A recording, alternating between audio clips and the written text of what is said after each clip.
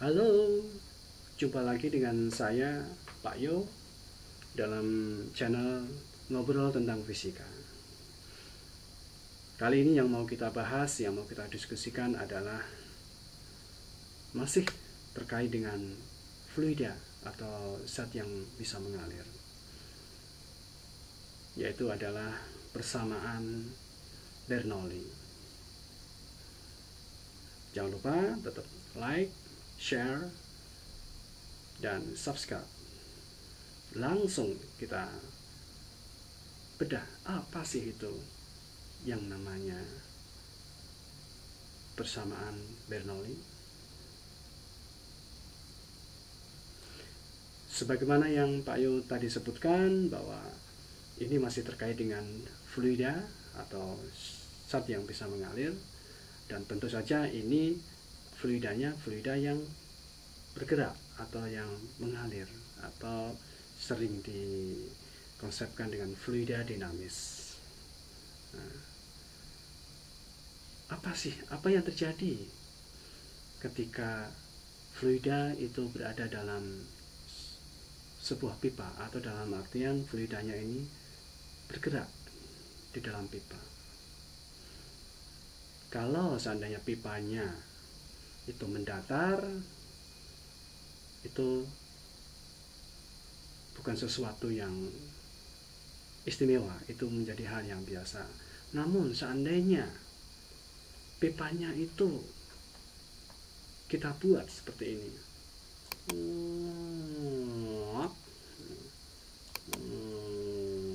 nah, coba perhatikan, pipanya ini mempunyai diameter yang berbeda, yang bawah dan yang atas berbeda. Kemudian kalau kita bicara ketinggiannya pun berbeda juga. Yuk kita bedah lagi. Kalau seandainya ini H1, berarti ini H2. Kalau ini penampangnya ini kita misalkan A1, berarti yang di sini pun kita misalkan juga dengan A2. Betul ya? Betul dong. Nah, apa yang terjadi kalau fluida yang di dalam ini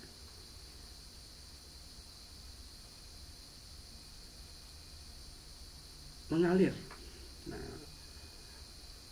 maksudnya adalah bagaimana alirannya?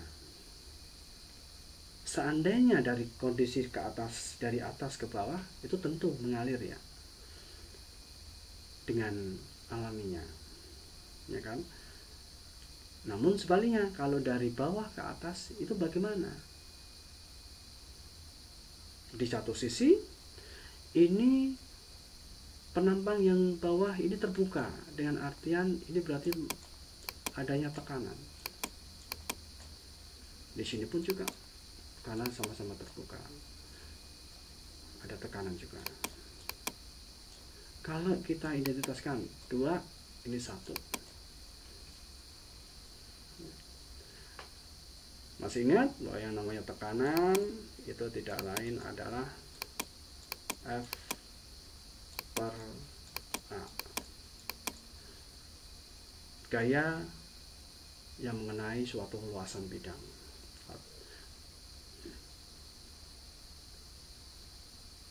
Nah, kalau ini ada fluidanya di sini, Pak Yo gambarkan ya, ada fluidanya di sini.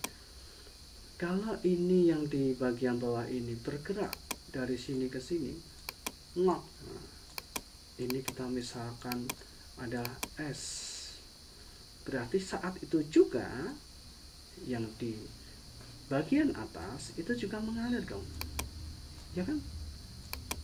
Nah, misalnya seperti ini. Nah, kita misalkan juga ini adalah S juga. Nah, oke, kita kasih identitas dong. Ini kita misalkan di sini, yang ini. Ingat ya, ini pada saat waktu yang bersamaan. Misalnya ini S1, ini S2. S itu boleh kita sebut jarak atau panjang, dari sini ke sini juga boleh, dari sini ke sini juga boleh. Ini ingat sekali lagi, ini dalam waktu yang sama. Nah, bagaimana aliran ini terjadi?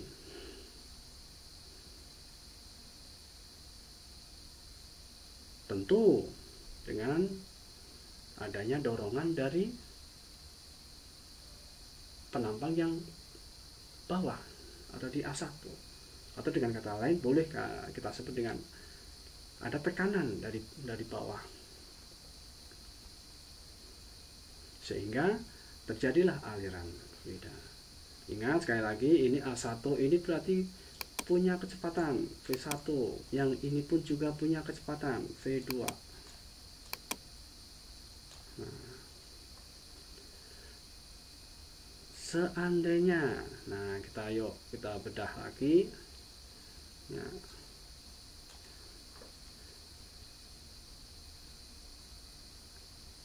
pipa ini mempunyai ketinggian yang berbeda.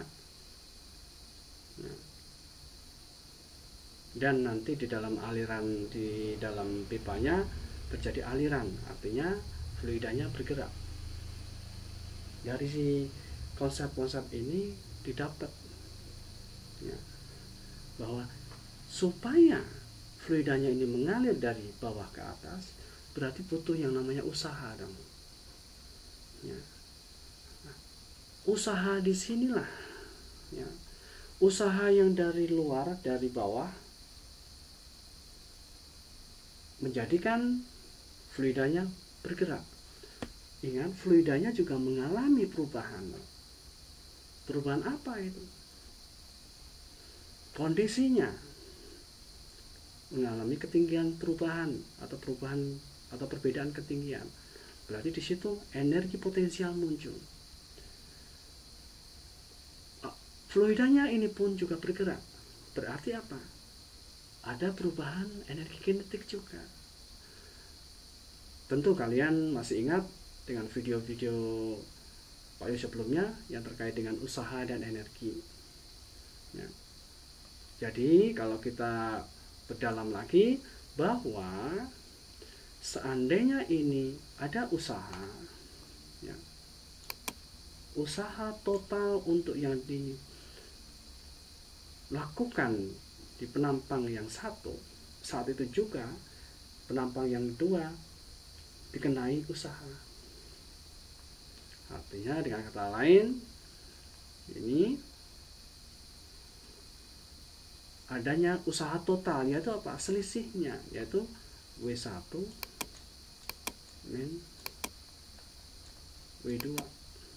Nah, yang mana ini adalah tidak lain jumlahan dari perubahan energi mekanik di dalamnya, yaitu perubahan energi potensial dan perubahan energi kinetik.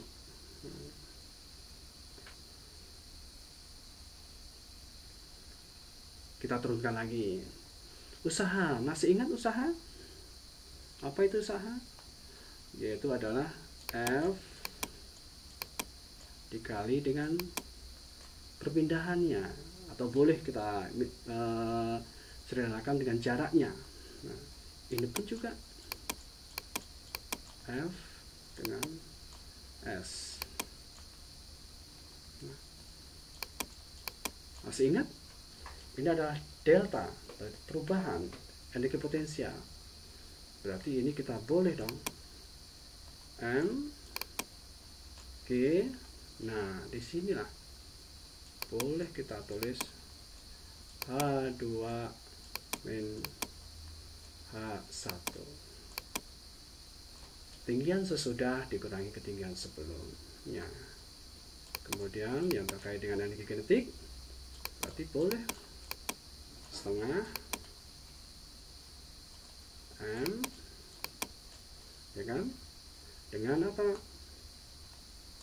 Nah, kecepatan akhir kuadrat min kecepatan awal kuadrat.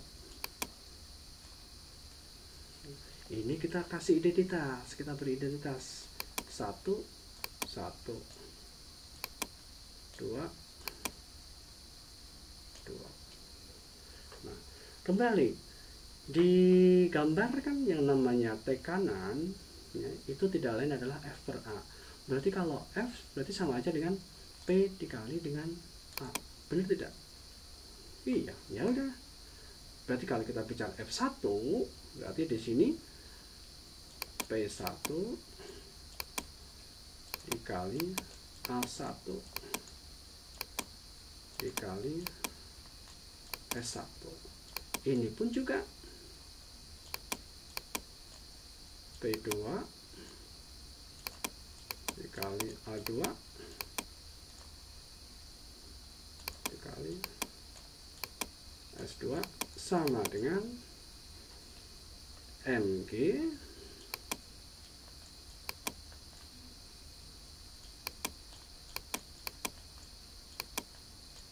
min A1 ditambah setengah M V2 kuadrat dikurangi V1 kuadrat. Terus kita bedah lagi. Masih ingat luas penambang dengan jarak? Luas penambang dengan jarak itu tidak lain adalah volume. Betul tidak? Iya. Nah, ayo gambarkan, ayo simbolkan volume itu V-nya gede. Nah, berarti ingat pada saat yang bersamaan volume fluida yang dari sini ke sini itu sama besarnya dengan volume fluida yang di kondisi kedua yang di atas. Dari sini ke sini juga kelihatannya lebih banyak yang bawah, padahal ternyata ingat yang bawah itu penampangnya lebih kecil dibanding yang di atas. Nah, dengan begitu berarti ini kan P1 V ini P2 dikali dengan V, ya kan? Sama dengan MG H2 min H1 ditambah setengah M V2 kuadrat min V1 kuadrat. Nah, cermati lagi yuk. Nah, berarti ini boleh dong kita pindahin ke sono, pindahin ke ruas kanan. Kenapa? Karena ini sama-sama punya V, berarti kan V-nya jadiin 1. Nah, kenapa jadiin 1? Coba deh kita lihat. Ini boleh tidak kita misalkan adalah P1 min P2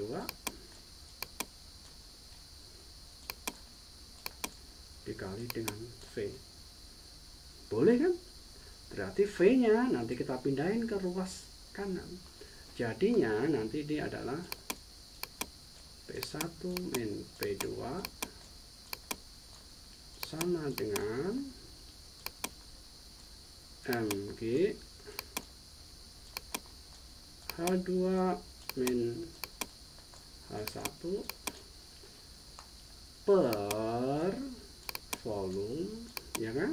Karena volumenya kita pindah ke ruas kanan ditambah setengah M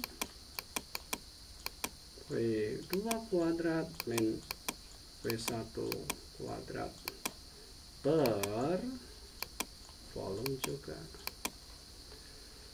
Ayo kita lihat massa per volume. Nah, yang ini juga massa per volume. Sering disebut dengan apa? Yo, adalah rho. Ini juga rho. Berarti boleh dong kita ganti di sini. Berarti P1 dan P2 sama dengan rho G H2 min H1 ditambah setengah rho V2 kuadrat min V1 kuadrat. Coba deh kalau yang di dalam kurung ini kita buka semuanya. Jadinya rho GH2 min rho GH1 ditambah setengah rho V2 kuadrat min setengah rho V1 kuadrat. Ini P1, ini P2. Nah, yang ada identitasnya 1 kita kumpulkan di ruas kiri. Nah, jadinya apa? P1 ditambah rho GH1 ditambah setengah rho V1 kuadrat sama dengan V2 ditambah rho GH2 ditambah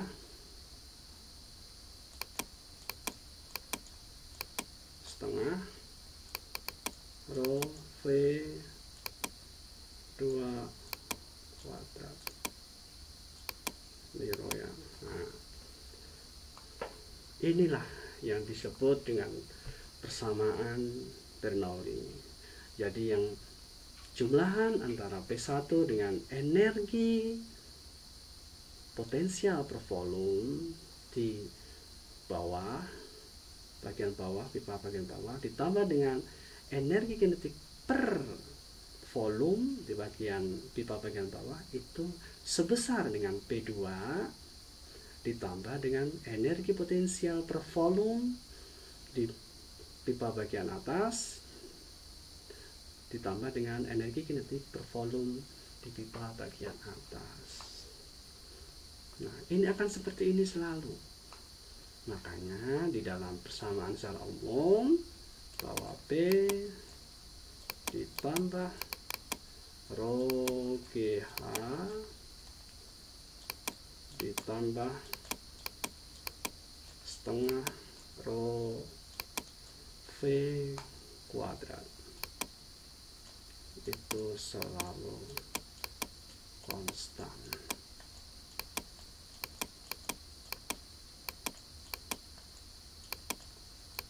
Nah, inilah yang disebut dengan persamaan Bernoulli. Jadi mulai sekarang kalian mengetahui apa sih itu persamaan Bernoulli dan dari mana persamaan tersebut diturunkan atau asalnya dari mana. Jadi tetap tonton terus channel Ngobrol Tentang Fisika dengan Pak Yo dan nantikan video-video berikutnya. Jangan lupa tetap like, share, and subscribe. See you. Bye-bye.